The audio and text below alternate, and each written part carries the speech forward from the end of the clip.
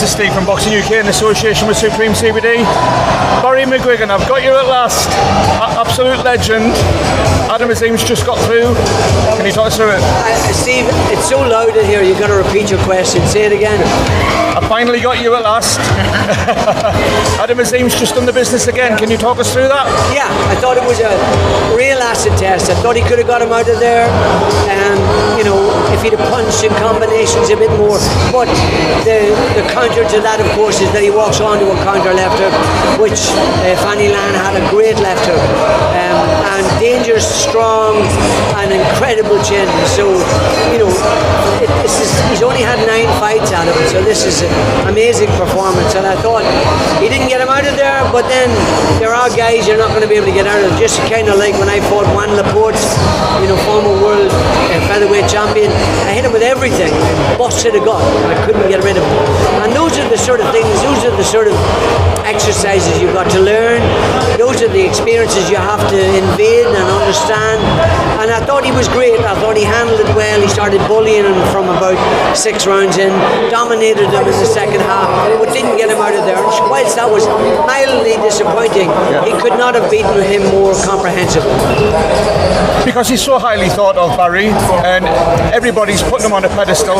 Is a fight like that and going the distance actually quite a good thing to temper it down a little bit? He's had to go the distance twice now in his last fight against Santos. And again, rock solid chin, and he just closed up shop after he was hit. This guy was very hard to hit with a clean shot. I had him going 2 or 3 times and exhausted it at the end of the 8th round. But he's got to learn to be able to recharge those batteries in that 60 seconds, and these are all experiences. And this is sort of stuff that you get from an opponent like that, which you don't get from a guy you bowl over in 3 or 4 rounds. So it's important to get the mix right. He's much better than the European champion, this guy. This guy's a world-class fighter. And it kind of reminds me of when Josh Taylor fought Victor Foster. That sort of a test. Only for him it's happened much earlier. So it's a very impressive performance by Adam, and he's getting better and better. But we got to get him to punch in bunches a little bit more. But he's a bit nervous like that. He likes to load up with one shot or whatever. But that will all happen as he gets more experience, as he gets better sparring partners. Sorry, you've been in the game such a long time. There's probably not many people in this arena know more than you about boxing. How do you and Shane steer AZIM's career from here? How do you temper that temptation to chuck him in straight away at the deep end? That exactly is the case, Steve, because he's so advanced. He's so on that performance. Any of the world champions would have a real handful with that guy. Any of them. I dare any of them to get rid of that guy inside the distance.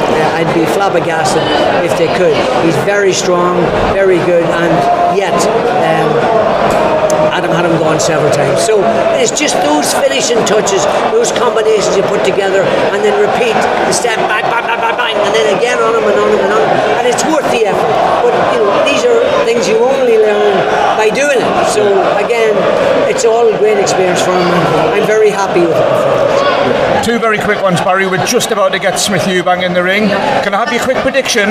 And what happens to the loser, Barry? Is it the end of the road, particularly for EUBANK, if he gets beat? I think Smith's going to win again, but it is a big ring, and if EUBANK decides to run and move and get on his bike, it will make it more difficult. But I think once they start to exchange and they start to have a bit of fatigue, Smith will nail him, and if he hits him the way he hit him the last time, he could take him out. He was too late the last time, and that's genuinely, I looked at him on the scales and I thought he was caught with this situation with Conor Benn doing 157, and he kept his weight down too long, and he paid the price for it. But he's too big for middleweight, and I remember when he fought George Groves, and he had a chin like a tank.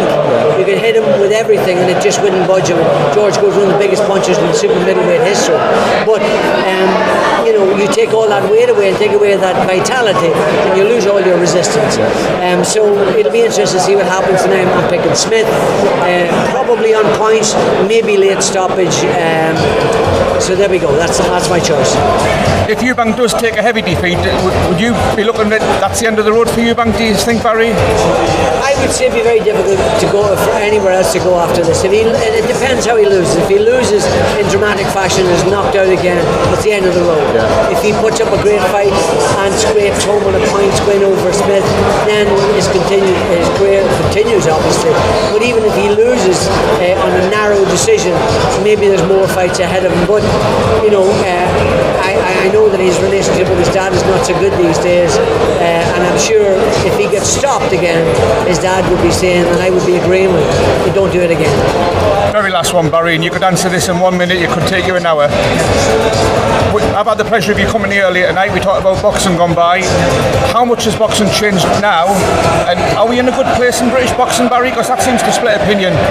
Just finish the last bit of the question. British boxing in general, Barry, is it in a good place at the moment? I think it is in a good place. Yeah, there are a few issues that I have with it at the moment. I think most people know what they are. But yes, it's in a good place, and there's some great fighters, and we're going to produce some great champions over the next couple of years. Brilliant, Barry McGuigan. I always do appreciate your time, mate. Steve for Boxing UK, you're a gentleman.